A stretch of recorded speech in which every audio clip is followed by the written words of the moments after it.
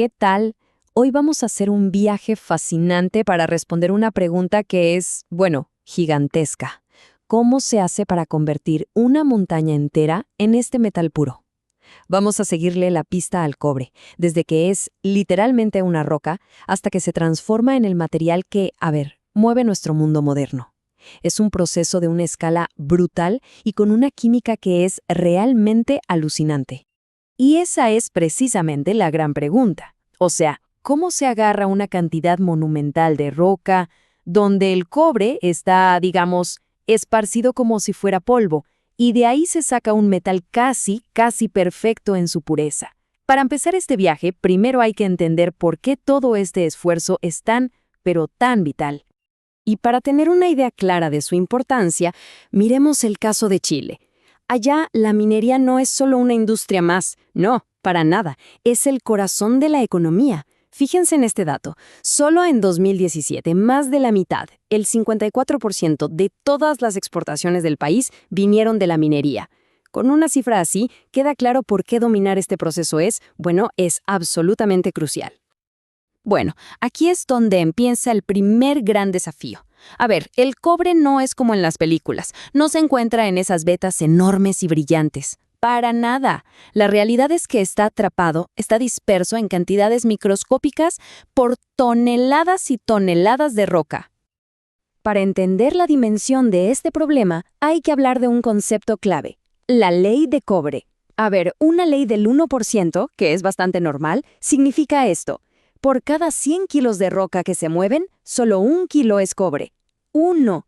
O sea, para sacar 1 kilito de cobre, hay que procesar otros 99 kilos de roca que básicamente no sirven. Es tal cual el desafío industrial de encontrar una aguja en un pajar. Entonces la pregunta del millón es, ¿cómo se hace para separar ese 1%? Bueno, la primera solución es súper ingeniosa y se llama lixiviación. Y la mejor forma de entenderla, de verdad, es pensar en cómo se prepara un café. Se pasa un líquido, agua caliente, para disolver y sacar solo lo bueno, el sabor, dejando atrás el resto del grano molido. La lixiviación hace exactamente eso, pero a una escala colosal. Claro que, en lugar de agua caliente, acá se usa una solución de ácido sulfúrico. Este ácido se vierte sobre unas pilas gigantescas de roca triturada, se va filtrando y, a su paso, va disolviendo selectivamente el cobre. El líquido que sale por abajo, que ahora viene cargado de cobre, se conoce como PLS. Es, en esencia, una especie de sopa de cobre. Pero ojo, que aquí la cosa se complica un poco, porque no toda la roca es igual. La química del mineral lo cambia absolutamente todo. Miren, con los minerales que se llaman oxidados, el cobre se disuelve bastante fácil, en cuestión de horas. Pero con los minerales sulfurados, ahí la historia es otra. El proceso es muchísimo más lento, más difícil, puede tardar meses, incluso años. Imagínense lo que eso significa para la planificación y la economía de una mina entera. Ok, listo. Se disolvió el cobre. Problema solucionado, ¿cierto? Pues no tan rápido. Acá mismo aparece el segundo gran problema. Esa sopa de cobre, el PLS, está bastante sucia. Lo que pasa es que el ácido sulfúrico es muy bueno para disolver, sí, pero no es un francotirador. No es perfectamente selectivo. Entonces, junto con el cobre, se trae un montón de cosas más que estaban en la roca: hierro, manganeso, cloro, un montón de otros minerales. Todas esas impurezas están ahora mezcladas en la solución. Y claro, hay que encontrar la forma de sacarlas. Y para esto, la solución es otro proceso químico que es realmente brillante: la extracción por solventes, o SX. Para que se entienda fácil, es como tener un cadenero o un guardia de seguridad químico, pero a nivel de moléculas. Su única misión es reconocer a los iones de cobre, tomarlos y sacarlos de esa sopa sucia, dejando a todas las demás impurezas afuera. Veamos cómo funciona esto. En la primera etapa, se mezcla la sopa de cobre impura, que es acuosa, con un líquido orgánico especial. Piensen en algo parecido a un aceite. Y como agua y aceite, no se mezclan. La magia está en que las moléculas de este aceite orgánico tienen una afinidad increíble por el cobre. Se le pegan. Literalmente secuestran los iones de cobre de la solución de agua y se los llevan a su fase orgánica. El líquido acuoso que queda, ahora llamado refino, se va sin su cobre y, lo que es clave, dejando atrás casi todas las impurezas. Perfecto. Pero ahora el cobre está atrapado en este líquido orgánico. Entonces, en la segunda etapa, que se llama reextracción, se toma ese orgánico cargado de cobre y se lo mezcla con una nueva solución de agua, pero a esta vez con un ácido muchísimo más fuerte, muy concentrado. Este ácido es tan potente que le arranca el cobre al orgánico y lo pasa a esta nueva solución que ahora sí está súper limpia. Y lo mejor de todo es que el líquido orgánico, ya vacío, queda listo para volver al principio a buscar más cobre. Es un ciclo que no para. Y el resultado de todo este proceso es un doble triunfo. Es espectacular, porque no solo se limpió la solución, sino que también se concentró muchísimo. Pasamos de tener una solución sucia con, digamos, unos 5 gramos de cobre por litro, a tener una solución súper limpia y con cerca de 45 gramos por litro, o sea, casi 10 veces más concentrada y muchísimo, pero muchísimo más pura.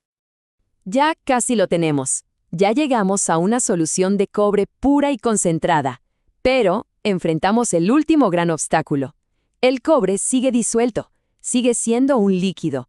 El desafío final es cómo convertirlo en un metal sólido. Y la solución para esto es la electroobtención.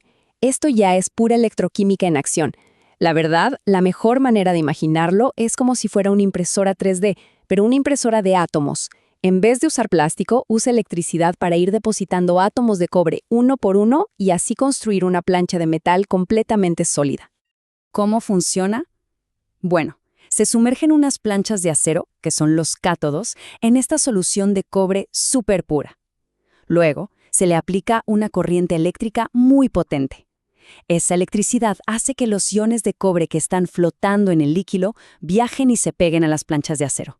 Y al pegarse, se convierten en cobre metálico sólido. Van formando una capa, sobre otra capa, sobre otra capa. Después de unos 7 días de este proceso continuo, se cosechan esas planchas. ¿Y el resultado? La pureza de ese cobre es simplemente asombrosa. 99.99%. Es, para fines prácticos, un metal perfecto. A ver, ¿y qué significa ese 0.01% que falta? Bueno, estamos hablando de impurezas que se miden en partes por millón.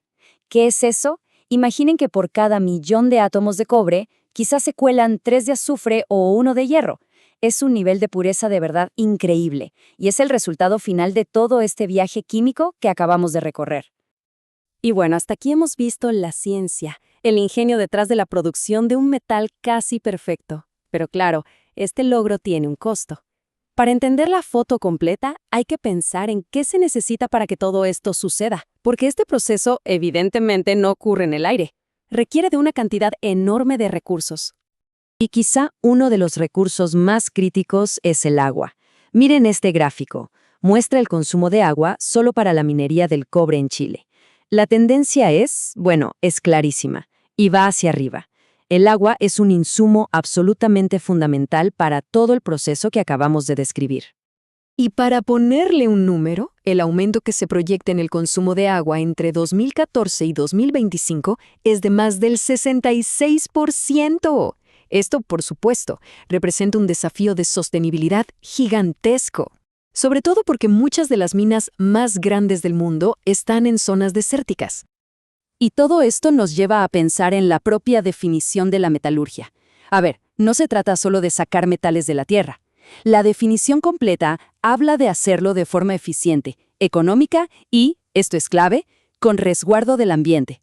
Ahí, en esa misma definición, está la tensión, la necesidad que tenemos de estos recursos para nuestro desarrollo y la obligación de proteger el planeta al mismo tiempo. Y con esto cerramos. El cobre es absolutamente esencial para nuestro futuro, para la llamada transición energética. Los autos eléctricos, los paneles solares, las turbinas de viento, todo, absolutamente todo depende de este metal. Entonces la pregunta que queda flotando no es si lo necesitamos o no. La verdadera pregunta es, ¿cómo vamos a equilibrar esta necesidad imperiosa con los enormes desafíos ambientales y de recursos que implica producirlo? Una pregunta que sin duda nos deja pensando.